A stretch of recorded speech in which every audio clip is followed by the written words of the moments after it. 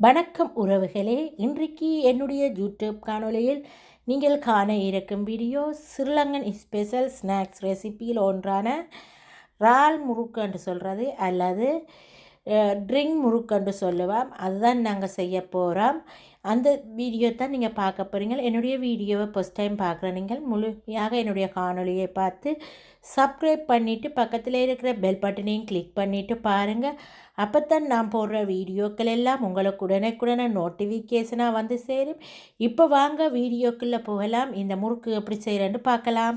பார்த்தீங்கன்னு சொன்னால் நான் உங்களுக்கு ஸ்ரீலங்கன் முறைப்படி ஒரு ரிங் முறுக்குன்னு சொல்லுவேன். நாங்கள் இறால் முறுக்குன்னு சொல்கிறது அதுதான் செய்ய போகிறேன். அதுக்கு முதல்ல வந்து ஈஸ்ட்டை வந்து நாங்கள் ஆக்டிவேட் பண்ணி வைக்கணும். அதுக்காக இப்போ நான் எடுத்து வச்சுருக்கிற இந்த ஈஸ்ட்டை போட்டுக்கொள்ளுறேன். இது வந்து 10 கிராம் ஈஸ்ட்டு போடுறேன். இப்போ இதில் வந்து ஈஸ்ட்டு போட்டுட்டேன் பாருங்கள். அதோட 1 டேபிள் ஸ்பூன் சுகர் போட்டுக்கொள்கிறேன். அதோட இதில் பார்த்தீங்கன்னா வெறுப்பான சுடுதண்ணி இருக்குது. சுடுதண்ணி வந்து ஆகா சூடாக இருக்கக்கூடாது, ஒரு அளவான சூட்டில் இப்போ இதில் நான் விட்டுக்கொள்ளுறேன்.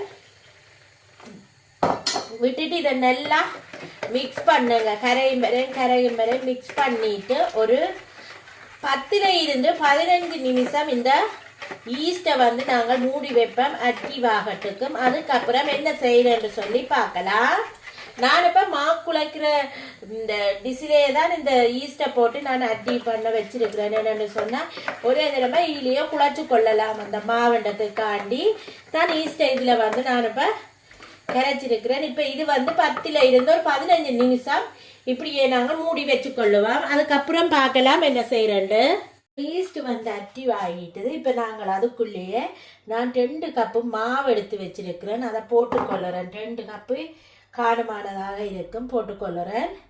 அதோட வந்து கொஞ்சமாக கலர் பவுடர் போட்டுக்கொள்ளுறேன். நான் வந்து கேசரி பவுடர் எடுத்திருக்கேன். உங்களுக்கு என்ன விருப்பமோ அதை நீங்கள் போட்டுக்கொள்ளுங்க. வந்து கொஞ்சமாக எண்ணெய் விட்டுக்கொள்ளுறேன். ஒரு கொஞ்சமாக விட்டுக்கொள்ளுங்க, கணக்க விடக்கூடாது. ஒரு டேபிள் ஸ்பூன் அளவு விட்டுக்கொள்ளுங்க.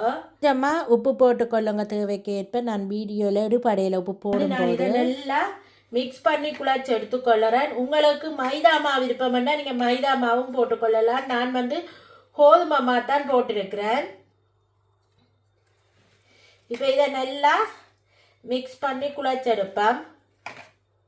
பார்த்தீங்கன்னா தெரியும், நான் 1/2 கப்பு தண்ணி விட்டேன்னா இந்த 1/2 கப்பு தண்ணிக்கு 2 கப்புமா போதுமானதாக இருக்குது. இப்போ இதை நாங்கள் நெல்ல வடிவாக பிணைஞ்சு குழச்செடுத்துக்கொள்ளுவோம். குழச்சிட்டு பார்க்கலாம்.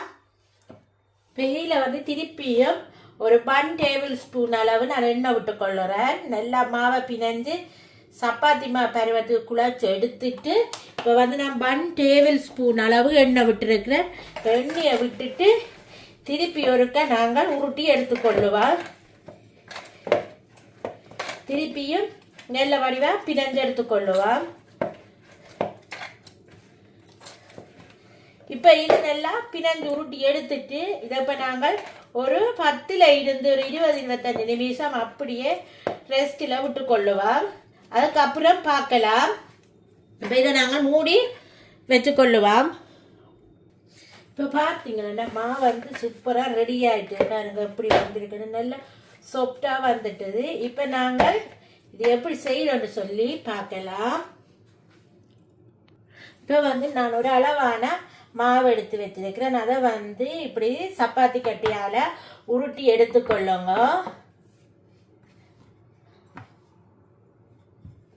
பார்த்தீங்கன்னா நல்லா தெரியுது உங்களுக்கு பாருங்க எப்படி அழகாக வருகுதுன்னு சொல்லி. நீங்கள் மாவை எப்படி குழைக்கிறீங்களோ அதுக்கு ஏற்ற மாதிரி தான் உங்களுக்கு இந்த முறுக்கு வந்து சேரும். உண்மையிலே இது நல்ல டேஸ்டான முறுக்கு, சுவையாகவும் இருக்கும். இந்த ஈஸ்டர் ஹாலிடேக்கு வந்து பிள்ளைகளுக்கு என்ன ஸ்நாக்ஸ் செய்கிறேன்னு பார்க்குறீங்களா? அப்போ இந்த ஸ்நாக்ஸை செய்து வச்சிங்களோன்னு சொன்னால் ஏன்னா நாளைக்கு பழுதாகாமல் இருக்குது. நீங்கள் டின்னில் போட்டு மூடி வச்சிங்கன்னா 3-4 மாதத்துக்கு அப்படியே பழுதாகாமலே இருக்கும். உங்களுக்கு நான் இப்போ இதை 2-3 முறையில் செய்யக்கூடிய மாதிரி சொல்லி காட்டி தர போகிறேன். இப்போ வந்து இப்படியே நல்லா கீறி எடுத்துக்கொள்ளுவேன். இப்போ இதை எடுத்து நீங்கள் இப்படி வந்து இப்படி தண்டுட்டு பார்த்தீங்களான்னு சொன்னாங்க. இப்படியே கையாலேயே இந்த இப்படி செய்து இந்த பாருங்க இப்படி இருக்குன்னு சொல்லி இப்படித்தான் ஊரில் வந்து எங்களோட கடையில் நாங்கள் வேண்டுற முறுக்கு இந்த பால் முறுக்குன்னு சொல்லுவோம். இப்படித்தான் இருக்கும். இது வந்து பார்த்தீங்கன்னா ஒரு பேக்கெட்டு 5 ரூபா 10 ரூபாண்டு இருக்கும். உண்மையிலேயே நல்ல டேஸ்டாகவும் சுவையாகவும் இருக்கிறது. இப்போ நாங்கள் உங்களுக்கு வீட்டிலேயே நாங்கள் செய்து சாப்பிடக்கூடிய மாதிரி இருக்கும். பாருங்க, எடுத்து கையில் அப்படியே சுற்றுங்க. இப்படி சுற்றினீங்கன்னா சரி முறுக்கு ரெடி ஆகிடும். இதே மாதிரியே எல்லாத்தையும் செய்யலாம். ஆனால் நான் உங்களுக்கு இன்னொரு முறைப்படி சொல்லித்தரேன். இப்போ இதை நாங்கள் உருட்டி எடுத்துட்டு மற்றதை பார்க்கலாம்.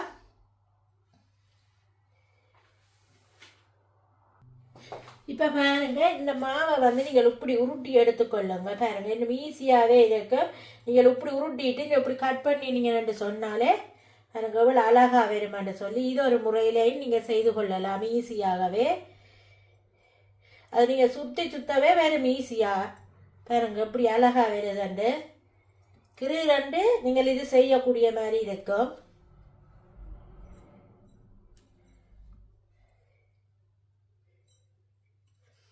இதில் பார்த்தீங்கன்னா 2 முறைப்படி நான் உங்களுக்கு இந்த கை முறுக்கு செய்திருக்கிறேன், ட்ரிங் முறுக்கு செய்து காட்டியிருக்கிறேன்.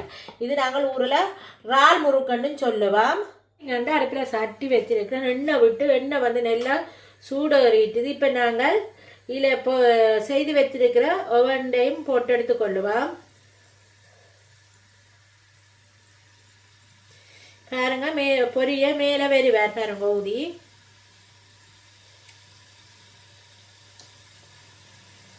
ஒன்றோடு ஒன்று ஒட்டாமல் இருக்கிறதுக்காக இப்படி போட்டுக்கொள்ளுங்க.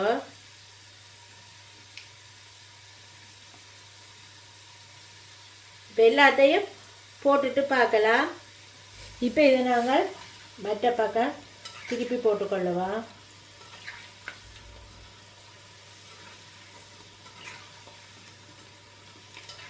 ஒரு ஈஸியான குட்டி ஸ்நாக்ஸ் தான் இது. பாருங்க, இது ஸ்ரீலங்காவில் ஒரு ஃபேமஸான ஸ்நாக்ஸு. எனக்கு இந்த ஸ்நாக்ஸ் வந்து ரொம்ப பிடிக்கும். இப்போ இது நல்லா கோல்டன் ப்ரௌன் ஆகட்டுக்கும். இப்போ வந்து இந்த ரிங் முறுக்கை நாங்கள் நல்லா பாருங்கள் சிவந்து வந்துட்டுது, இப்படி கோல்டன் ப்ரௌன் ஆகிட்டுது. இப்போ இதை நாங்கள் எடுத்துக்கொள்ளுவோம்.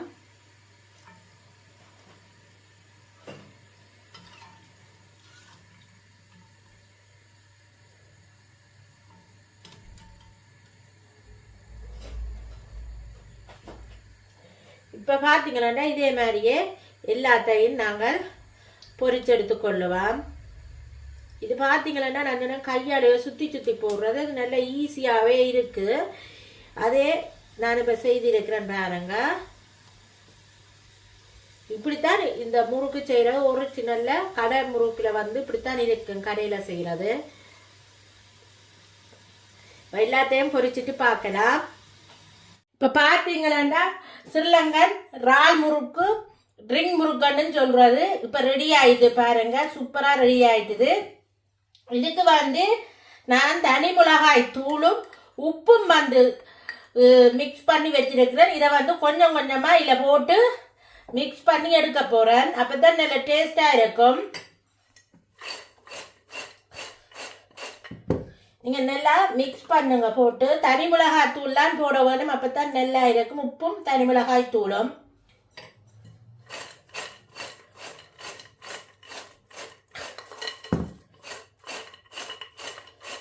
இப்போ நல்லா வந்து இதில் படுற மாதிரி நாங்கள் மிக்ஸ் பண்ணி எடுத்துட்டு பார்க்கலாம். இப்போ பார்த்தீங்கன்னா சூப்பராக ரெடி ஆகிட்டுது. நல்லா காரசாரமாக இருக்குது இந்த ஸ்நாக்ஸு. நீங்களும் இதே மாதிரி செய்து பாருங்க. செய்து பார்த்துட்டு உங்களோட கமெண்ட்ஸை வந்து எனது கமெண்ட் பாக்ஸில் தெரிவிங்க. இந்த வீடியோ உங்களுக்கு பிடிச்சிருந்தா மறந்துடாமல் சப்ஸ்கிரைப் பண்ணிவிட்டு பக்கத்தில் இருக்கிற பெல் பட்டனையும் கிளிக் பண்ணிவிட்டு பாருங்கள். அப்போ தான் நான் போடுற வீடியோக்கள் எல்லாம் உங்களுக்கு உடனே நோட்டிஃபிகேஷன் வந்து சேரும். ஓகே ஃப்ரெண்ட்ஸ், இதே மாதிரி இன்னொரு வீடியோவில் உங்களை சந்திக்கும் வரை உங்களிடமிருந்து விடைபெறுவது உங்கள் நான். Bye friends.